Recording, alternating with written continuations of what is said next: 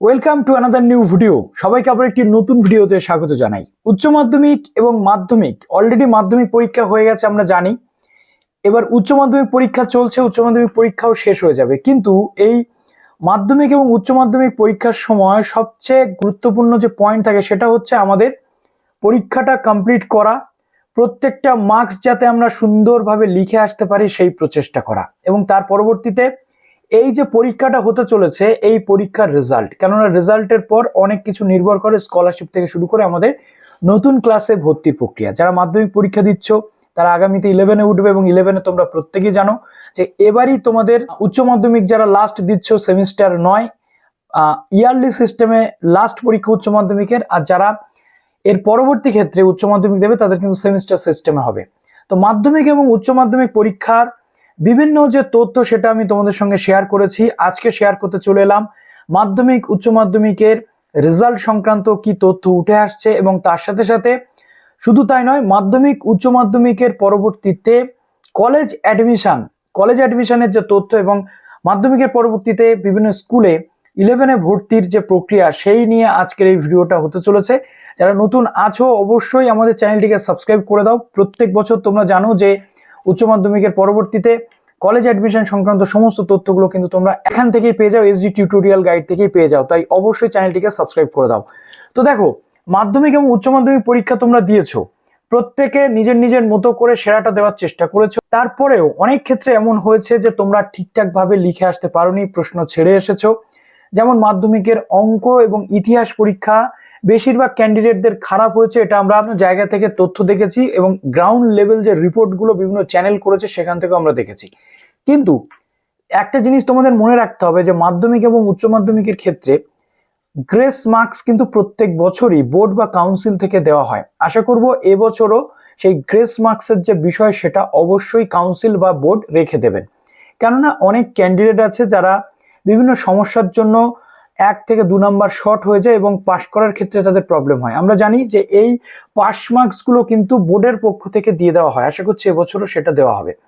উচ্চ মাধ্যমিক শিক্ষা সংসদের পক্ষ থেকে গতকালকে জানিয়ে দেওয়া হয়েছে যে মাধ্যমিকের 1 সপ্তাহ পরে উচ্চ মাধ্যমিকের রেজাল্ট পাবলিশ হবে, এবং এরপর তোমরা একাধিক জায়গাতে কনফিউশনের মধ্যে থাকবে যে কবে তোমাদের সেই রেজাল্ট পাবলিশ হবে। এক এক জায়গা থেকে এক এক রকমের তথ্য কিন্তু আসবে। লাস্ট ইয়ারে যেমন দেখেছি যে এই সপ্তাহে উচ্চ মাধ্যমিকের রেজাল্ট বেরোতে পারে, সামনের সপ্তাহে উচ্চ মাধ্যমিকের রেজাল্ট বেরোতে পারে, বাট আলটিমেটলি অফিসিয়াল যে নোটিফিকেশন বা অফিসিয়াল যে তথ্য সেটা সংসদই একমাত্র দিতে পারে, এবং আমি যে তথ্যটা পেয়েছি সেটাই তোমাদের সামনে নিয়ে চলে এলাম।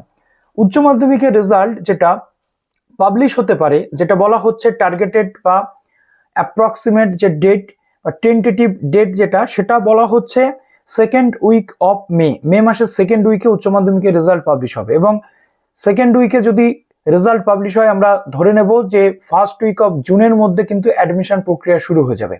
এবং অ্যাডমিশন প্রক্রিয়া যে শুরু হবে তার তথ্য তো তোমরা পাবে, কিন্তু এখনো এই পরীক্ষা চলাকালীন অনেকেই কিন্তু অ্যাডমিশন প্রক্রিয়ার মধ্যে ইনক্লুড হতে পারো। কিভাবে হতে পারো?